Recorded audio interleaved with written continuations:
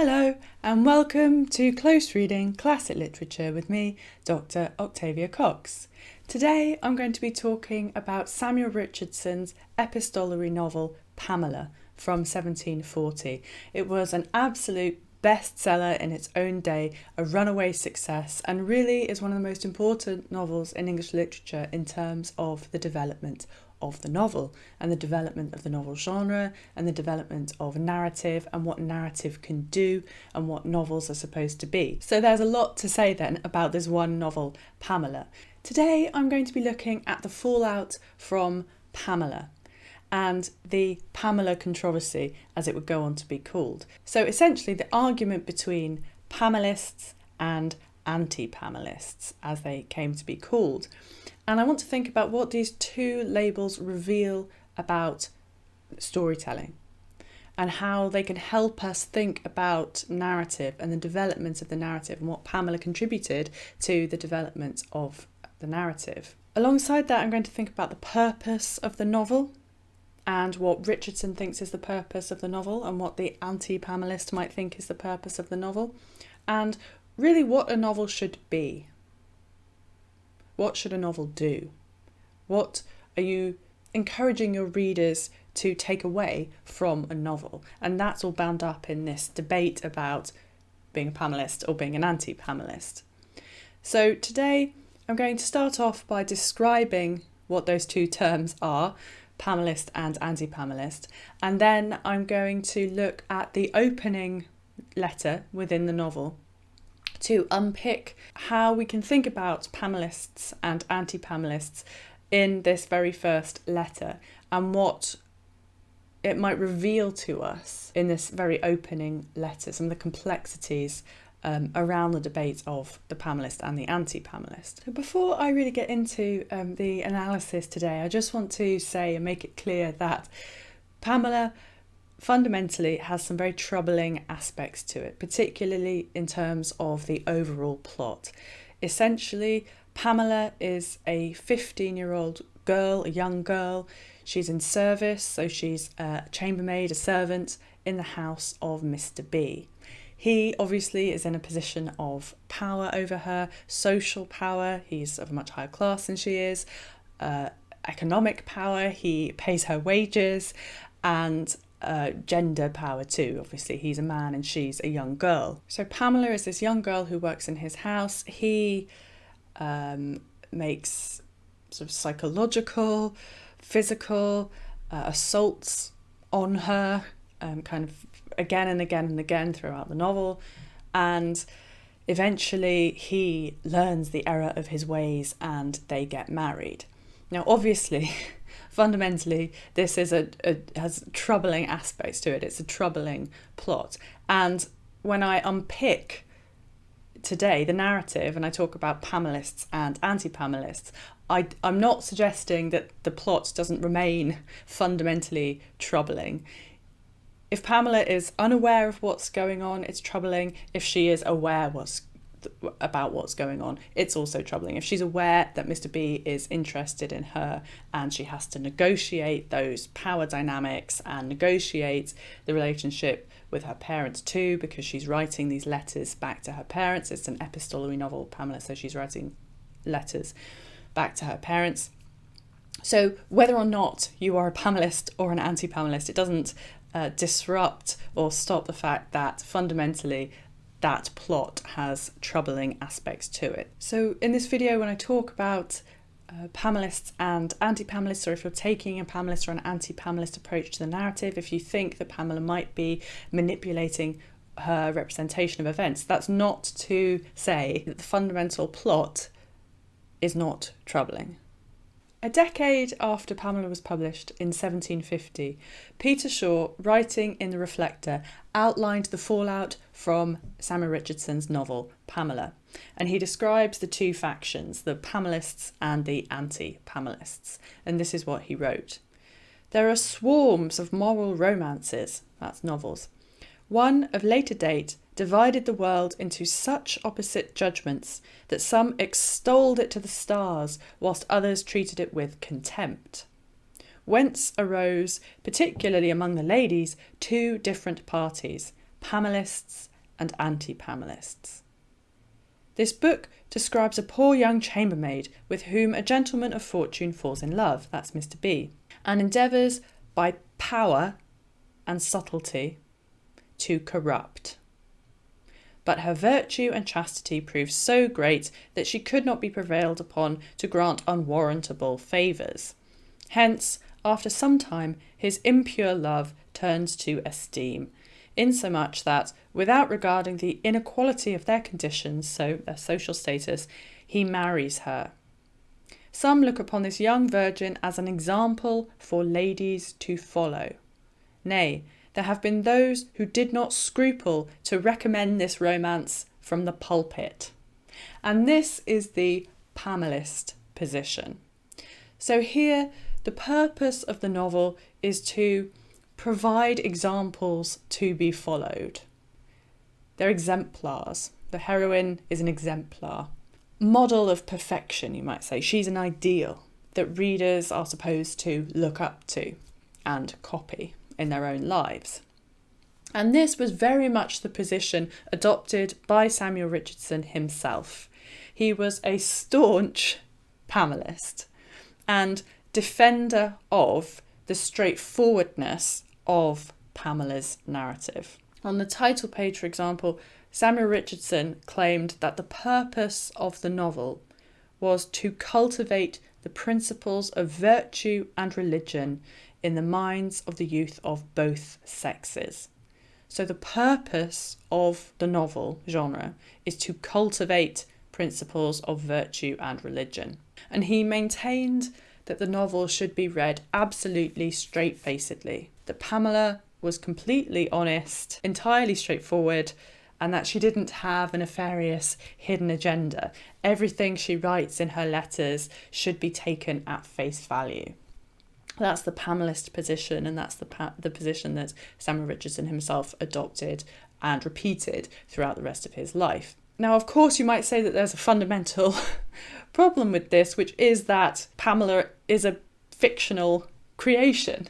She's been created by Richardson. So even the conceit of the novel, which Richardson also maintained, which was that these were real letters that had really been found and that he was merely the editor of these letters. So the idea that Pamela did really exist, that she was really a woman, and he found these letters, Richardson found these letters and edited them. So there's already a bit of an inherent problem there to do with the straightforwardness of narrative, given that Pamela is a fictional creation that Richardson created, even though he adopted this position that she was real and that she did really write these letters. So around the main body of the text of Pamela, he added much sort of prefatory material. One of these additions was a letter apparently to my worthy friend, the editor of Pamela,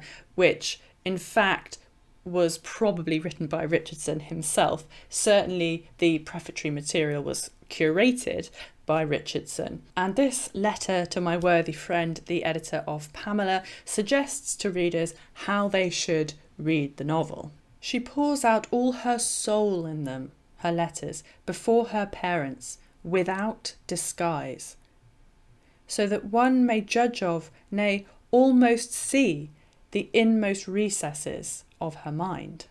A pure, clear fountain of truth and innocence. A magazine of virtue. Magazine in this sense meaning storehouse. A magazine of virtue and unblemished thoughts. So this is the position that's advocated within the prefatory material of Pamela as to how to read the novel and how to see Pamela and how to interpret her narrative. Even though, however, Samuel Richardson insisted that Pamela be read absolutely on the level, many 18th century readers balked at this interpretation, and these are the Antipamelists. So you remember that the prefatory material says that Pamela writes without disguise. And that's really what the Antipamelists question, the idea that perhaps she does write with some form of disguise, or at least that that you shouldn't necessarily take her narrative absolutely at complete face value. So Peter Shaw, again in the Reflector in the same article, said, "Others, on the contrary, discover in it the behaviour of a hypocritical, crafty girl in her courtship who understands the art of bringing a man to her lure." Both these judgments, I think, are in the extreme. So understands the art. So here we have the idea of artifice, that she's crafty, that she's crafting these letters particularly with art, with artifice. So for the anti-Pamelist then, Pamela is not a reliable narrator. Furthermore, the anti-Pamelist position suggests that the heroine of a novel might not be perfect, that the heroine of a novel might be an anti-heroine, that the character within a novel might be deceiving the reader or at least have an agenda, that the reader has to interrogate the motivations of a character and not just take what they say absolutely at face value, that she does indeed write with disguise. And I would say again that just because she writes with disguise doesn't mean that she's a morally bad person or should be dismissed, therefore. The anti-Pamelist position then is that her representation of events can at least be challenged. And crafty, as I've said, I think is an interesting use of diction, that Pamela crafted her letters to operate with these two parallels in mind. On the one hand, to appear innocent, but on the other, to lure Mr. B. And being an anti-Pamelist, despite the name, does not mean that you are anti the novel Pamela, or that you think it's bad, or that you think the character Pamela is to be rejected, therefore. But you might think that, in fact, it makes it a more interesting novel, and that's Pamela, a more interesting character, if you see her as having these multiple impulses running through her and these multiple pressures running through her that she's got to negotiate and deal with, cope with. Fundamentally, I think the debate between the Pamelists and anti-Pamelists demonstrates a struggle about the purpose of the novel genre and sort of encapsulates the debate around what was the point of the novel that was going on in the 18th century when the novel was coming into being in terms of English literature, and some of its expectations and purposes were beginning to be more solidified, more cemented. So for the Pamelist then, and the Samuel Richardsons of the world, the purpose of the novel was to inculcate virtue and morality and religion. Fundamentally, a very important point is that it should entertain in order to instruct.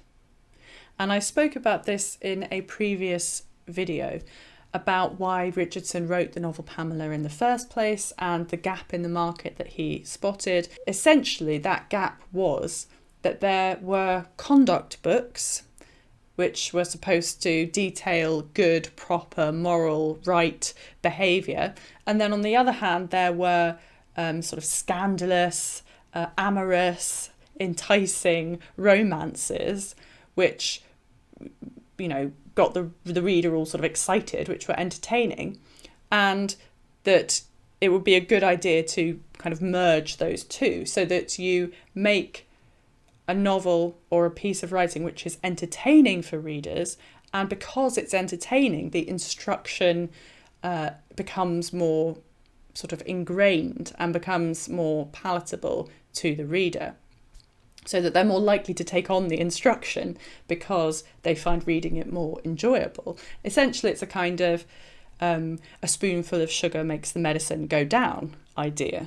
But the point is that the entertainment is secondary and the instruction is really the main point of a novel. And that's quite a didactic position, really, that Richardson argues for and takes, that novels should teach readers how to be better and show readers how to be better in the principal characters.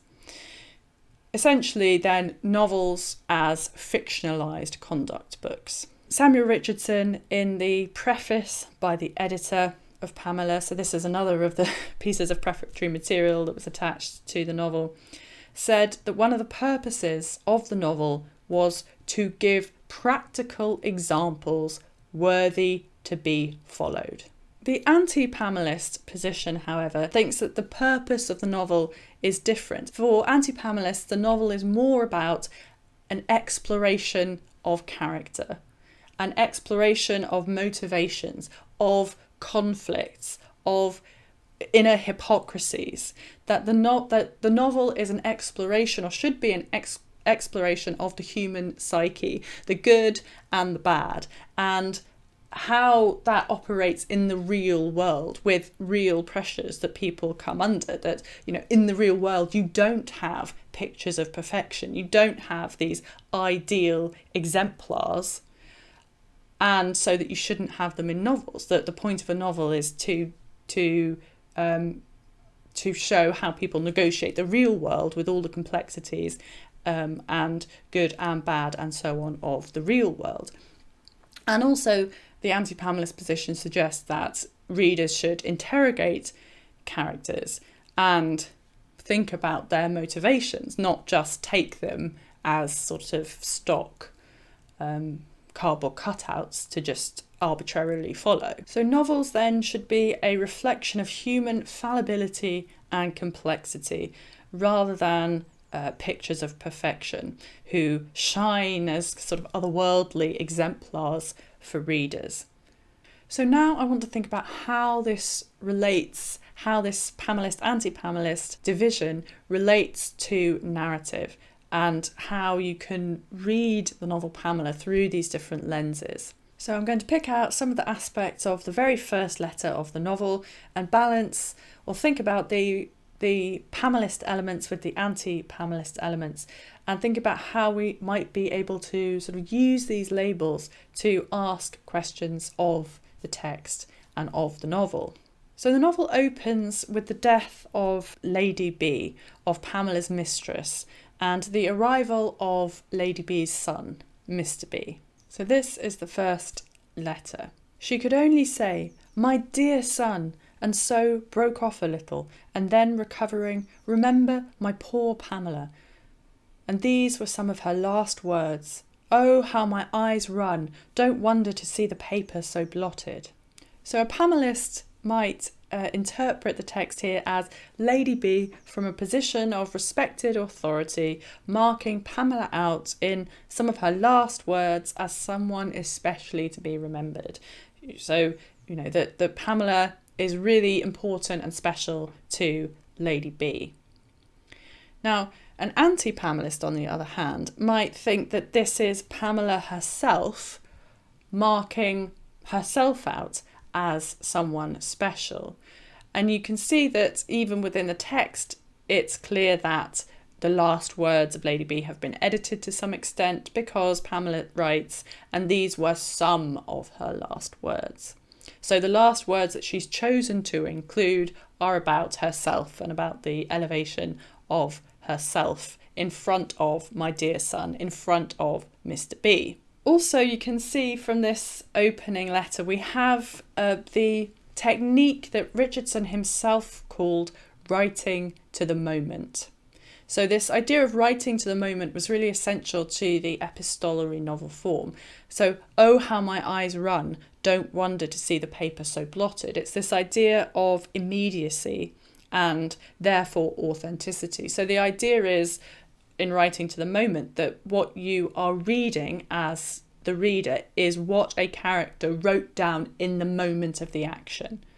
So just as they're experiencing this, they're writing what they're experiencing, and the idea is to convey the immediacy of that emotion. That Pamela is sitting down at this moment, Lady B has just died, and she can't contain herself and she's crying. "Oh, how my eyes run," and she's sort of crying and writing at the same time. And for Richardson, this was a way of conveying, as I've said, immediacy and authenticity. The anti-Pamelist might say that this is a sort of performance of emotion, because if you were really crying, if you were absolutely tearing your heart out, probably in that moment you wouldn't be writing a letter. You might wait until you've composed yourself a little bit more, perhaps. So the text continues, "Well, but God's will must be done. And so comes the comfort that I shall not be obliged to return back to be a clog, to be a burden upon my dear parents." So the Pamelist here will see Pamela as genuinely God-fearing, God's will must be done, and that she's trying to find comfort in a terrible situation. The Antipamelist, on the other hand, might say that some of the way that Pamela chooses to phrase her sentence here is a bit dismissive, you might say, or a bit sort of brutal. Well, but God's will must be done. It potentially reads a bit like, well, that's that then, she's died. On we go. And so comes the comfort. And so Mr. B's here and, he's the comfort now, the Antipamelist might say. The Antipamelist might also say that within the construction of the text here, she seems to be herself a little bit hypocritical, perhaps, because in one sentence, 1 second, she's crying so much that she can barely write and the tears are spilling all over the paper, but then she's over it in the next sentence. So on the one hand, "Oh, how my eyes run, don't wonder to see the paper so blotted. Well, but God's will must be done." Those two sort of states of emotion don't seem to go hand in hand with each other. Now, the Pamelist might say, well, clearly she's, taken an hour or two between writing those two sentences. Her use of the word comfort is interesting as well. "And so comes the comfort that I shall not be obliged to return back to be a clog on my parents." So the comfort is what exactly? Is the comfort, perhaps the Antipamelist might say, that she doesn't have to return to the watchful eyes of her parents? Or the Antipamelist might also say that this reveals that she worries potentially about being a burden to her parents, and that this gives her an added stress or an added tension that she's got to kind of cope with, an added pressure that she's got to cope with and deal with, because she knows that if she has to leave her employment, she will be a burden to her parents. So that gives her an extra sense of pressure and an extra reason to stay and negotiate what unfolds with Mr. B, because she doesn't want to be a burden to her parents. So the text continues, "For my master said, I will take care of you all, my good maidens, and for you, Pamela, and took me by the hand. Yes, he took my hand before them all. For my dear mother's sake, I will be a friend to you, and you shall take care of my linen." There's a interesting display of power dynamics there. "I will be a friend to you, and you shall take care of my linen. God bless him, and pray with me, dear father and mother, for a blessing upon him."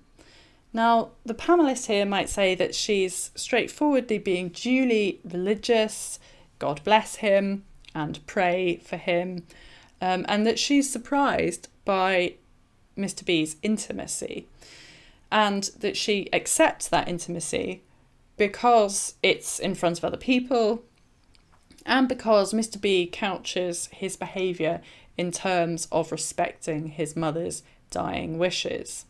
So Pamela, and he took me by the hand. Yes, he took me by the hand before them all. For my dear mother's sake, I will be a friend to you.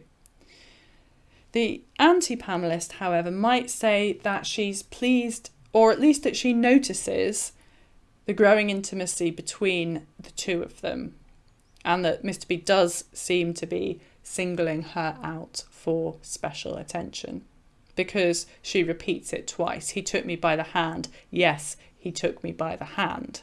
So it seems that she is aware that something is going on, that she's going to have to negotiate and have to deal with, have to cope with. So the first letter continues, "He gave me with his own hand 4 golden guineas and some silver, which were in my old lady's pocket when she died, and said, if I was a good girl and faithful and diligent, he would be a friend to me for his mother's sake.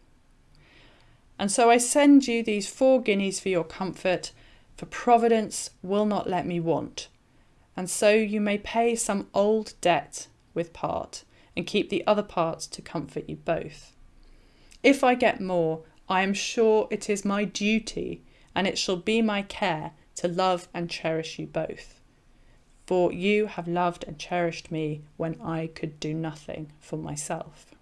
So I think it's worth pointing out that from their very first interaction, the very first interaction between Pamela and Mr. B, their relationship involves money and him giving her money, essentially setting the terms of their relationship.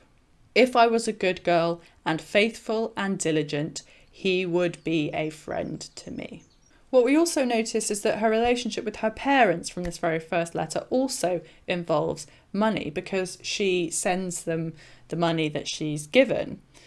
And of course, this raises potential conflict of interest and puts Pamela in a really difficult position, because she knows that her parents need the money. They need to pay these old debts, and she wants to take care of them. She even says, if I get more, I'm sure it is my duty to love and cherish you both. She feels that it's her duty to provide, to look after her parents, to give money to her parents if she can.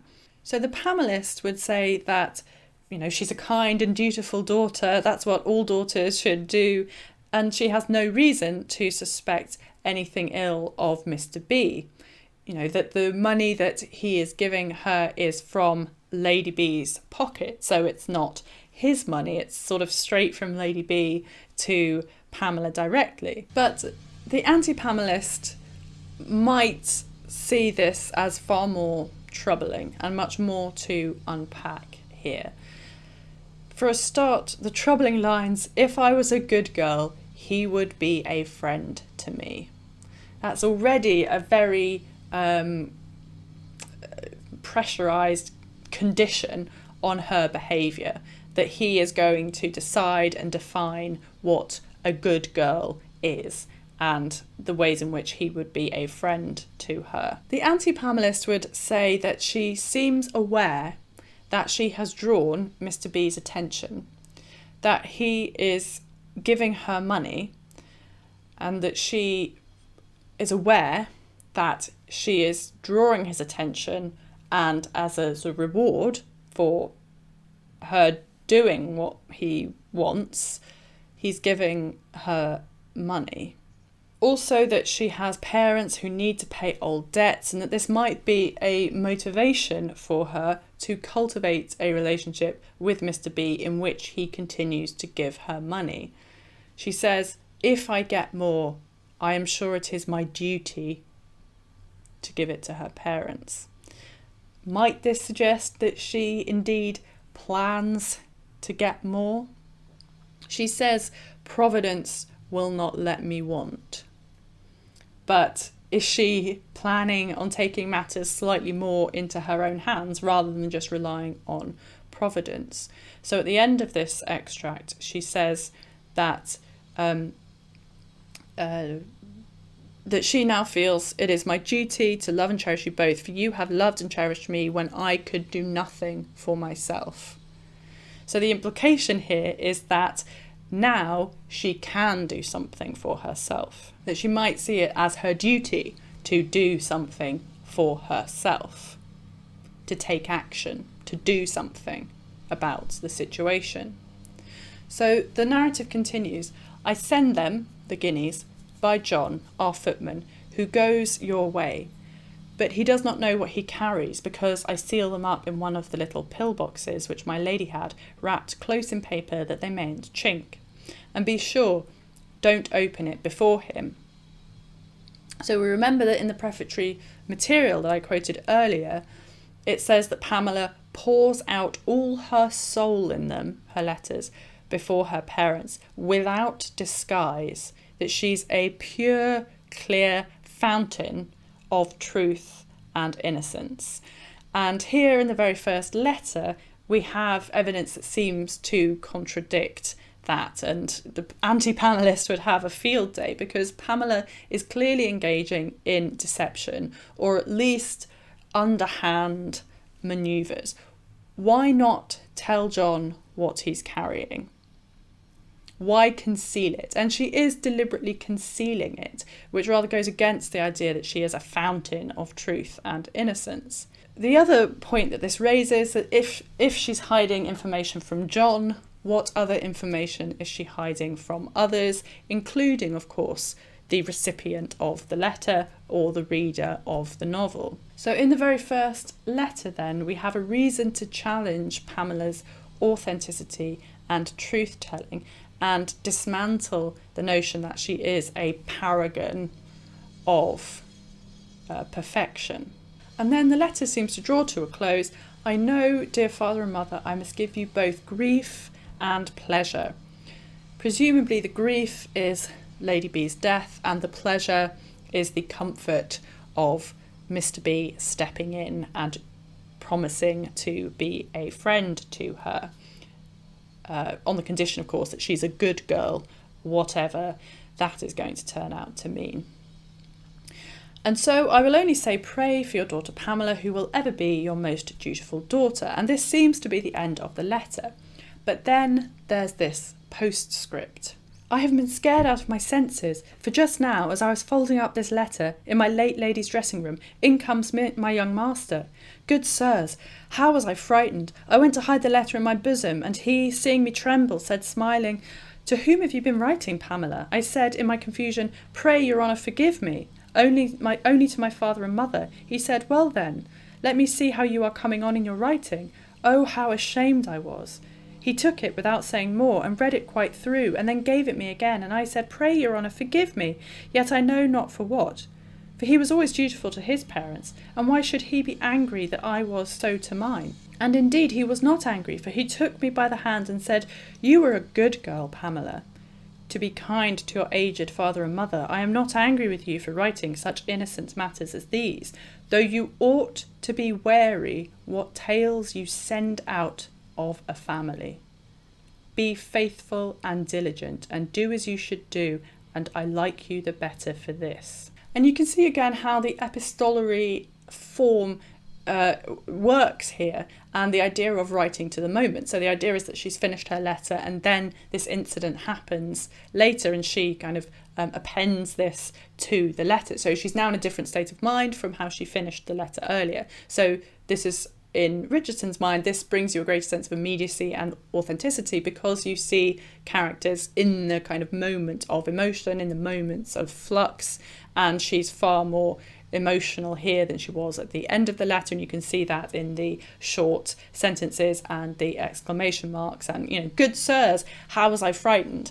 These kind of exclamations. I think the other interesting thing to point out here is the way that Richardson refers back to the earlier letter here, and has Pamela sort of couch this section in terms similar to the way that Mr. B spoke earlier. So earlier the quotation was, if I was a good girl and faithful and diligent, he would be a friend to me. And here he said, "You were a good girl, Pamela." So we've got that idea of good girl again. To be kind to your aged father and mother, I am not angry with you for such innocent matters as these, though you ought to be wary what tales you send out of a family. Be faithful and diligent. And be faithful and diligent is exactly what the same terms that we used in the phrase earlier. If I was a good girl and faithful and diligent, he would be a friend to me. So that earlier sentence is linking here to this later one, and kind of colouring the way that we might read the later one. So part of the condition of, if you're a good girl, I will be a friend to you, seems to be brought out here, which is part of being a good girl, of being faithful and diligent. A part of the terms that I'm putting down for you are that you ought to be wary what tales you send out of a family. So Mr. B here seems to be conditioning the way that Pamela can write her letters. He's telling her what she can and can't write, what she can and can't reveal, what she can and can't send out, what she can and can't say. I am not angry with you for writing such innocent matters as these, though you ought to be wary what tales you send out. It seems very much here that Mr. B is trying to condition the way that Pamela represents herself, represents her story, etc., as she sends it out to her parents. And here I think we have the crux of one of the most interesting conflicts of the entire novel, Pamela, which is to do with its internal, inherent structure, and relates back to Shaw's idea in The Reflector about the anti-Pamelist position of Pamela being crafty, and thinking about how Pamela has to craft her letters. So from the very first letter then, the very first letter of the novel, Pamela knows that Mr. B reads her letters because he's come in and he's read the letter, the first part of the letter. So from the very first letter, Pamela is aware that Mr. B might read her future letters. Her future letters, of course, make up the novel Pamela. Not only does Mr. B read her letters, and she might have to think about that when she composes her future letters, but he has commented on what he thinks she should and shouldn't include in her letters. Explicitly commented about what Pamela should be wary of writing about. That she can write about innocent things, but she should be wary of writing about other things. So from the very first letter in Pamela, there are sort of two conflicts to do with the way that Pamela might construct her letters. So one, Mr. B reads her letters, and two, that he has an idea about what is appropriate for her, in his eyes, to write about and what not to write about. The anti-Pamelist would ask the question then, does this compromise her representation of herself? That's not to say that she's a bad person if she has to manipulate the way that she's representing things, but will it change how she represents herself, and will it change how she represents Mr. B if she knows that Mr. B might read her future letters?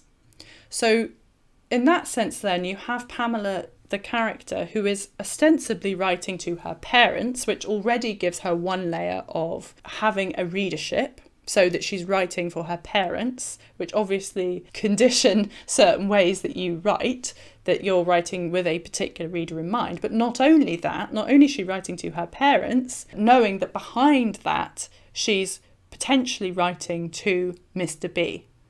Because if she knows that he's going to read her future letters, then she is almost, you could say, writing directly to Mr. B and writing to represent herself, knowing that Mr. B is going to read them, so that she can present to Mr. B how his behaviour has made her feel. She can essentially put her side of the story to Mr. B. So really then we can see Pamela in, if we take this anti-Pamelist way of thinking about the complex layers of motivation that Pamela has when she's writing these letters, that it's a real exploration of the pressures on people in a social position like Pamela's when they are observed and overseen and controlled by those in a higher position of power. And that this exploration of power becomes embedded within the fabric of the novel